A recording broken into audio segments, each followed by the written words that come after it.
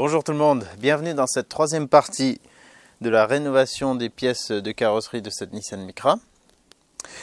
Si vous tombez juste sur cette vidéo sans avoir vu le reste du projet, je suis en train de remettre en état une Nissan Micra de 2004 dont beaucoup d'éléments de carrosserie étaient abîmés. Donc ceux-ci sont des pièces neuves que je suis en train de repeindre. Donc le pare-choc, je l'avais déjà repeint, c'était la première pièce que j'avais repeinte. J'avais fait pas mal d'erreurs techniques dans l'application de la peinture, enfin rien de gravissime parce que le résultat n'est pas non plus pourri. Alors là malheureusement je suis un peu dans une zone ombragée, donc voilà, là je crois qu'il est entièrement au soleil. Voilà, la couleur est quand même assez uniforme, c'est pas trop marbré, on le voit un peu si on est attentif par endroit. Je crois qu'en bas ouais c'est moins bien. Donc cette partie, j'avais pas pu la vernir, et tant mieux, j'avais pas eu le temps. Mais tant mieux parce que comme ça, je vais pouvoir refaire un voile ou deux de peinture et avoir quelque chose de beaucoup mieux. Donc pour ça, je vais le reponcer au 800 à l'eau pour que ça soit... Déjà, ça va me permettre d'enlever un peu toutes les petites choses qui se sont venues se coller, hein, des fibres, des poussières diverses. Et aussi, ça va gommer quelques imperfections qu'il y a eu lors des premières couches de peinture. Donc voilà, ça c'est ce que je vais faire. Donc je vais faire deux voiles et ensuite je vais vernir. Je ne vais pas vous réexpliquer en détail les différentes techniques. Dans la vidéo précédente où j'ai fait les ailes, en gros, là je suis parti vraiment avec les bonnes bases. Donc je vais appliquer les mêmes pour ça. Je vous invite à regarder la vidéo d'avant si vous ne l'avez pas vue. C'est un peu long, mais vraiment j'essaie de vous donner tous les conseils qu'on m'a donnés. Et aussi je vous explique les choses que j'ai mal faites et comment les faire bien. Et lui, le pare-choc avant, il était déjà apprêté. Lionel, mon ami pour qui je refais cette Micra, a poncé la pièce. Je l'ai déjà bien dégraissé une première fois, je vais refaire une passe. Mais celle-ci, on va la peindre entièrement de A à Z. Donc le dégraissage, pareil, je vous l'épargne. Pour le ponçage de celle-ci, je ne vais pas trop insister, bien sûr. Je ne veux pas non plus enlever la peinture que j'ai déjà mise. Donc ça va être un ponçage léger, de surface, pour pour casser toutes les imperfections et redonner une surface optimale pour peindre, pour ajouter un ou deux voiles. J'enchaînerai directement sur le vernis. Et alors les conditions sont pas idéales. Au soleil, c'est pas trop mal. L'idéal par contre, c'est que la pièce soit entièrement au soleil, pas qu'il y ait des zones d'ombre et des zones au soleil, parce que ça va faire sécher la peinture de manière différente. Je pense que pour le rendu, c'est pas idéal. J'ai un peu plus de vent que l'autre jour. L'autre jour, j'avais juste une légère brise. Là, ça vient plus par petits coups de vent. Donc, je vais devoir surveiller attentivement ça et peindre entre les coups de vent. Comme ça, j'aurai un jet qui appliquera correctement la peinture. En termes de température, on est vraiment bien. Je vais juste vous montrer par curiosité la température des bombes avec une caméra thermique et des pièces. Comme ça, on va voir un peu où on se situe. Au soleil, on doit bien être au minimum 25. C'est vraiment bien. À l'ombre, peut-être aux alentours de 18. Mais ça va être de bonnes conditions pour peindre. Tant que les bombes sont à la bonne température, ça on va regarder à combien elles sont.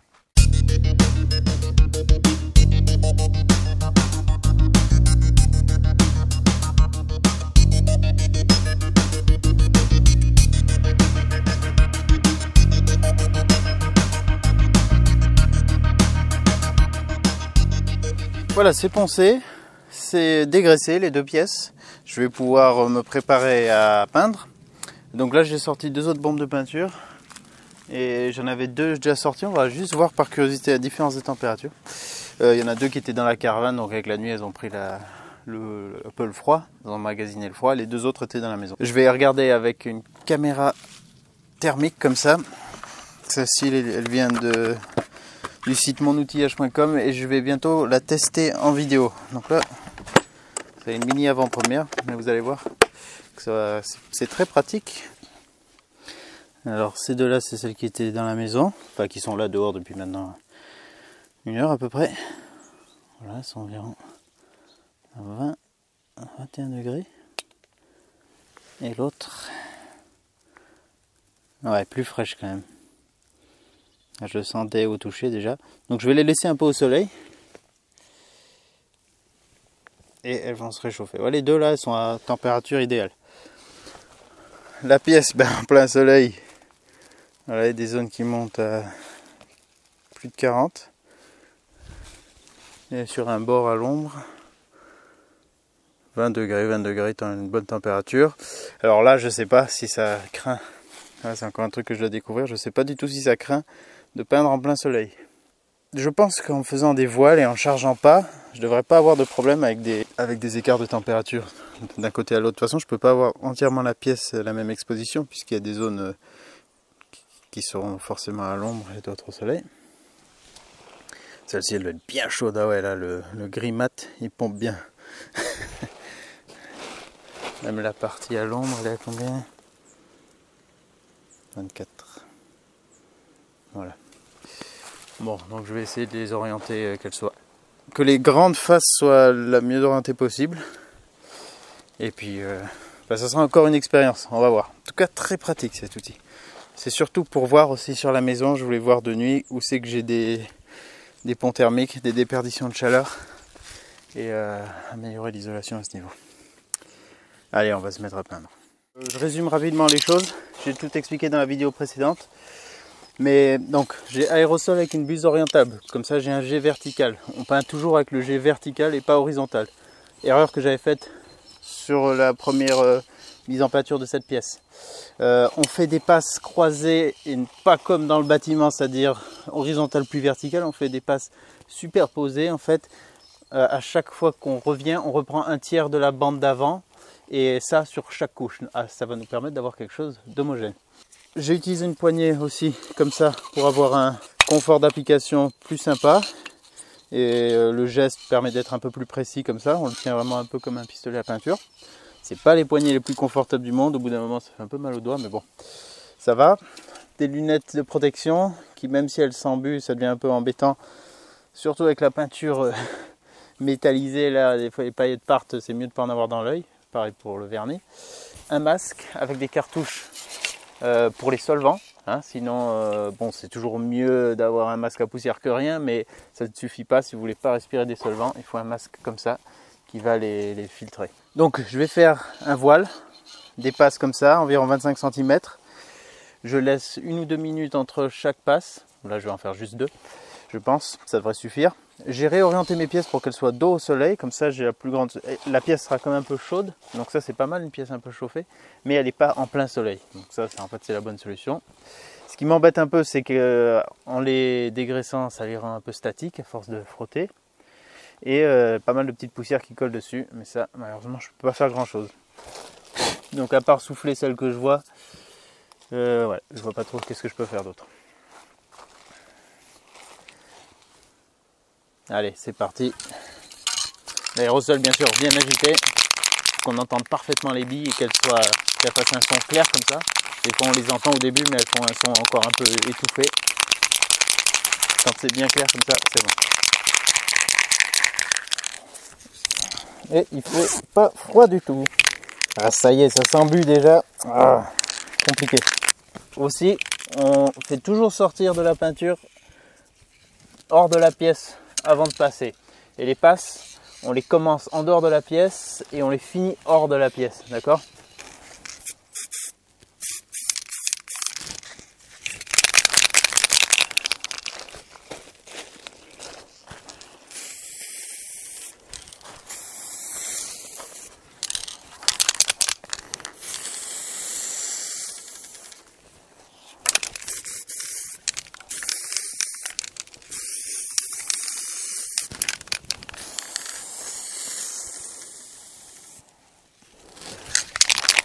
Ouais, je sais pas pourquoi la peinture sort mal.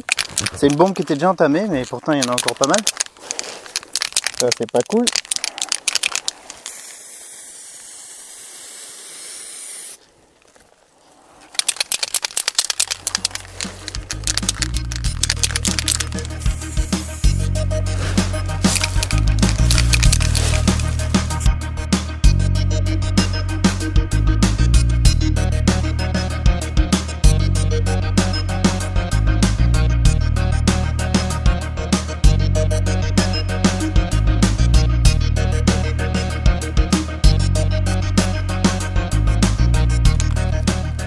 Bon, j'ai l'impression que ce premier voile m'a quand même fait quelque chose de plus homogène.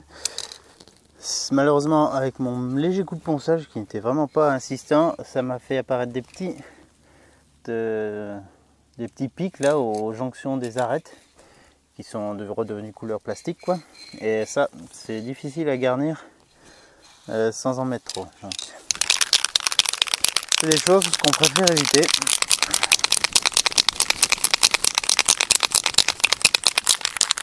Mais là, je vais devoir faire avec. Bon, ça se verra à peine, hein, mais c'est chiant quand on essaye de faire du mieux possible. Et là, le masque il s'embue beaucoup trop vite. Avec la chaleur en plus, ça me fait transpirer. C'est compliqué. Alors, je vais pouvoir passer au vernis maintenant. C'est sec au toucher.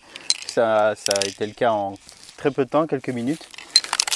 Faites un tour de toute la pièce pour voir s'il n'y a pas quelque chose de vraiment grossier qui se serait posé dessus. Moi en dessous là j'avais un fil assez visible. J'ai juste tout doucement balayé avec le doigt et ça l'a enlevé. Voilà, donc c'est mieux que de passer le vernis par dessus. Donc faites un petit tour de la pièce. Si vous avez une soufflette, c'est très bien. Pas trop proche bien sûr, mais pour redépoussiérer un coup entre temps. Pas non plus au sol pour pas relever de la poussière. Alors le vernis, vu qu'il est invisible, le sens d'application n'a pas vraiment d'importance. Le tout, c'est de faire quelque chose de régulier pour avoir un brillant homogène. Donc choisissez une méthode et gardez-la pour toute la pièce. Comme ça au moins le rendu sera bien. Et vous ne risquez pas de vous retrouver en surcharge. Hein. C'est surtout ça le risque avec le vernis. Parce que là, si on en met trop, ça va sûrement couler ou faire un peu un effet peau d'orange si ça ne va pas jusqu'à la coulure. Et on veut éviter ça.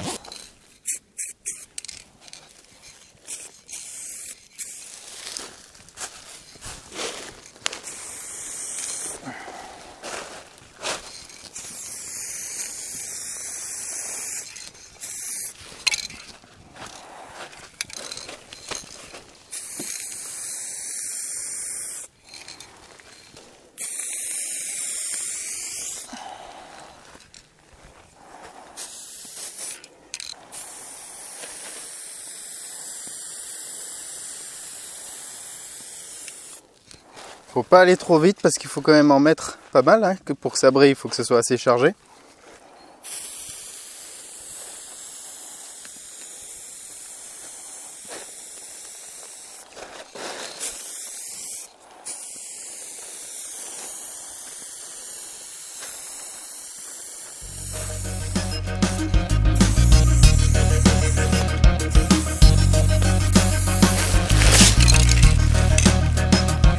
Pas non plus se casser la gueule.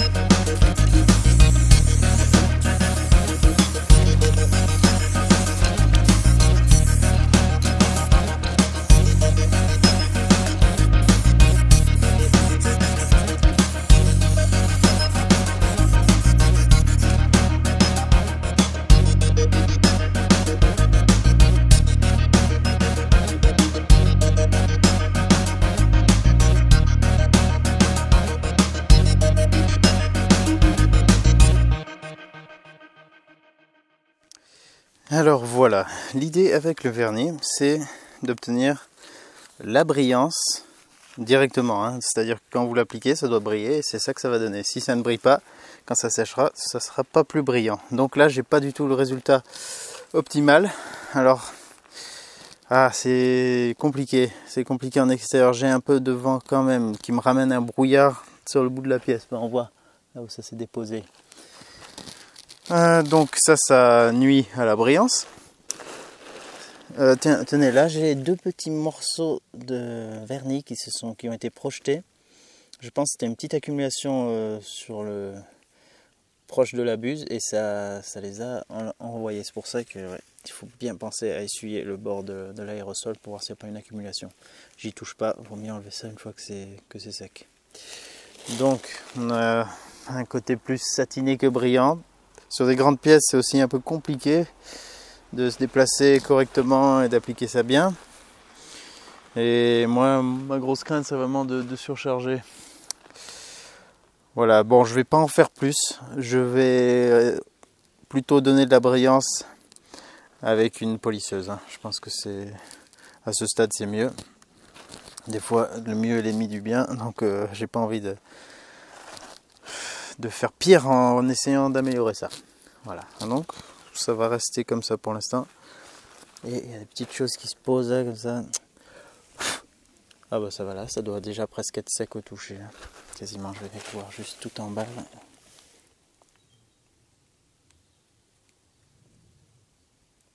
Ouais, là on est sec au toucher. Donc je vais déplacer la pièce pour pas, quand je repeigne celle-ci, que j'ai du brouillard qui vienne se poser sur celle-là. Je vais la mettre à l'écart. Et là on voit qu'il y a eu un brouillard un peu de orange et tout là. Vous voyez là, cette poussière. Donc je vais repasser un coup de dégraissant partout. Faut faire quand même attention là, tout ça. Mais pour celle-ci, c'est terminé. Ce côté statique est vraiment insupportable. J'ai tellement de petites choses qui viennent se coller dessus, ça me rend dingue. Ça, je sais pas comment faire autrement. Pas le choix. De toute façon, ouais, j'ai vraiment pas le choix que de faire comme ça. Alors là, ce qui va être un peu embêtant, c'est les grilles. Va falloir, parce que ce qui va se passer, c'est que quand on va vouloir garnir l'intérieur là, il va y avoir, on va avoir tendance à beaucoup plus charger les crêtes. C'est mécanique quoi. Le jet, pour qu'ils aillent là-dedans, ils ont une bien moins grande surface à couvrir ici qu'à l'intérieur. Donc je pense que je vais essayer d'en faire un peu de l'intérieur aussi, et avant de passer à l'extérieur. Je pense que c'est peut-être plus sûr pour essayer de garnir un peu ces grilles. Là, j'ai pas trop de solutions à ce niveau. Ouais, ça revient, ça recolle, putain. Voilà, ça c'est des fils de la combi que je porte. Donc. Ça m'énerve. C'est abusé comme c'est statique. Vraiment impressionnant. Le soleil aussi, ça n'aide pas peut-être pour ça. Enfin voilà. On va faire au mieux. Le problème pour les grilles aussi, c'est que même de ce côté, avec le tréteau, j'arriverai pas bien à accéder à tout. Ouais, bon, allez, on y va, on verra bien.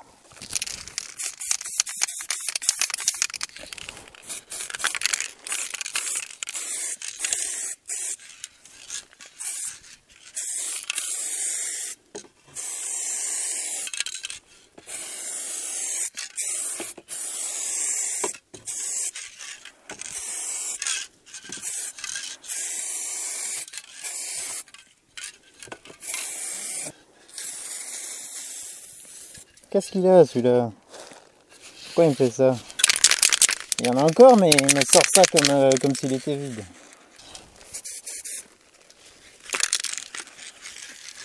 Peut-être c'est la poignée qui a plus mal, je sais pas. Bon.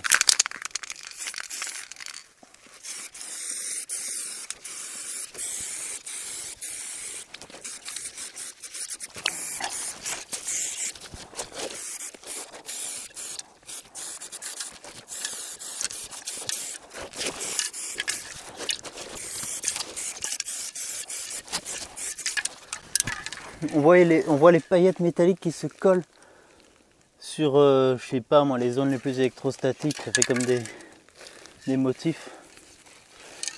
J'espère que ça va pas poser problème. Donc là, je vais faire mon voile sur tout le reste et advienne que pourra.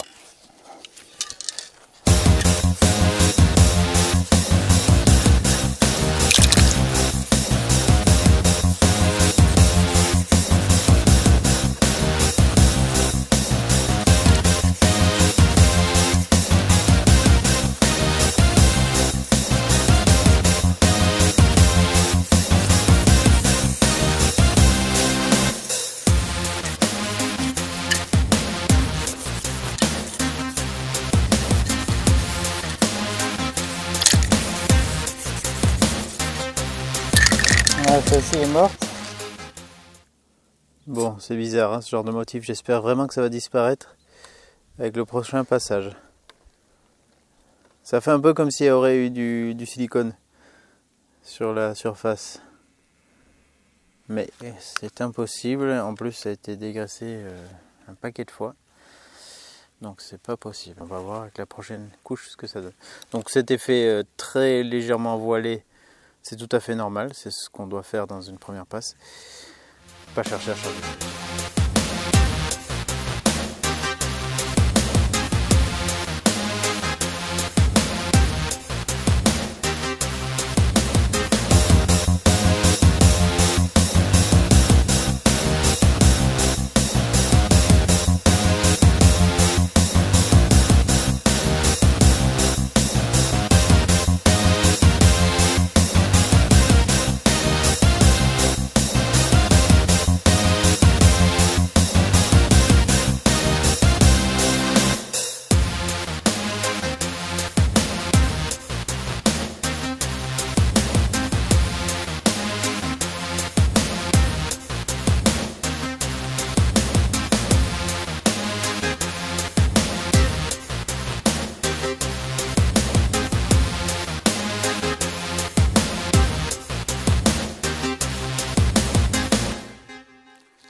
Voilà pour la peinture, c'est terminé. Alors, c'est très frustrant parce qu'il y a énormément de saloperies qui sont venues se coller dessus. Des petits fils, des petites fibres de partout, enfin, c'est compliqué. Le rendu n'est pas trop mal. Mais... ah, ça m'emmerde quand c'est pas exactement comme je veux. Et ces grilles, je dois avouer qu'elles m'ont bien embêté aussi. Ça, c'est difficile. Alors, mon idée de faire par l'intérieur, c'était pas une bonne idée parce que ça m'avait fait des zones plus sombres. Ben là, vous voyez où il y a les ombres. Tac, là. Ça m'a fait des zones où il n'y avait pas assez de peinture et du coup, avec les passes successives, ben, ça me garnissait moins. Donc ça, c'était une mauvaise idée. Du coup, j'ai dû orienter la buse dans l'autre sens et j'ai repris très légèrement ces zones. Là aussi, le bord des petites ailettes, j'ai dû faire rapidement, mais c'est pas très garni et c'est pas... enfin, c'est compliqué de pas trop charger sur une si petite zone. Après, ça se verra pas, c'est vraiment au plus bas de la voiture, au niveau de la route, ça se verra pas, mais c'est un peu dommage, quoi. Donc je vais passer au vernis, bah, exactement pareil que pour l'autre pare-choc, qui m'a fait voilà, un effet satiné. Certaines zones un peu plus brillantes que d'autres. Ça, faut pas hésiter à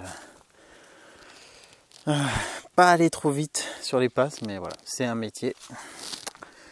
Et pour avoir quelque chose de parfait, c'est pas évident. Donc je vais faire de mon mieux pour le vernis là-bas, et puis après il me restera juste le capot à faire. Ah oui, autre observation, c'est beaucoup plus satisfaisant de peindre sur des pièces en métal que sur des pièces en plastique. Déjà d'une, elles sont pas statiques, la peinture s'applique mieux, et le vernis fait quelque chose de plus brillant, plus facilement aussi. Donc pièce en métal, c'est vrai que c'est plus satisfaisant, en tout cas pour un débutant. Voilà, vernis terminé. Alors on a quelque chose de beaucoup plus brillant. Donc mes premières passes, je les ai faites comme ça, et les deuxièmes, j'ai orienté la buse dans l'autre sens et j'ai fait verticalement. Et j'ai l'impression que c'était plus facile de travailler comme ça verticalement. J'ai néanmoins eu un petit souci. Alors je crois que c'est ce dont m'avait parlé le peintre de Go Peinture, enfin le préparateur. Si la bombe est trop froide, je ne suis pas certain que ça soit ça, mais c'est possible vu que ça s'est rafraîchi là en fin d'après-midi. Vous voyez là, on a des espèces d'amas de vernis. Alors ça, il m'a dit, n'y touche pas. Si ça fait ça, laisse sécher et après avec un décapeur thermique, on peut les faire devenir transparents. Bon, si c'est pas le cas, je pense que je les poncerai. Voilà, ça m'a fait quelques crachats comme ça, mais pas partout. Donc je sais pas si c'est vraiment ça. Sinon on voit bien les zones que j'ai mieux chargées que d'autres. Ça brille tout de suite plus. Donc ouais, il y a quand même moyen d'avoir un beau brillant sur du plastique bien sûr. Bon ça j'y touche pas, j'enlèverai tout à l'heure quand ça sera sec. Voilà. Mais c'est pas trop mal, ça brille plus que l'autre pièce. Ouais, bien plus. Donc après avec un coup de polisseuse, ça devrait être assez sympa. Et puis là, je vais essayer de rectifier au mieux ce problème. Ben voilà, encore une étape de faite. Donc il me reste le capot et la retouche sur l'aile arrière droite qui était un peu enfoncé. J'espère qu'il me restera assez de peinture. Je crois qu'il me restera tout juste ce qu'il faut. C'est vrai que j'en ai utilisé plus qu'on aurait dû, mais bon, parce que j'ai dû refaire 2 voiles là-dessus et que des fois je manque un peu d'assurance, donc voilà. Ça, quand on est débutant, vaut mieux prévoir un peu plus que pas assez. Mais je vous dis à la prochaine dans une autre vidéo ou dans la suite de cette peinture. Et n'oubliez pas, c'est en faisant qu'on fait. Allez, à très bientôt. Au revoir.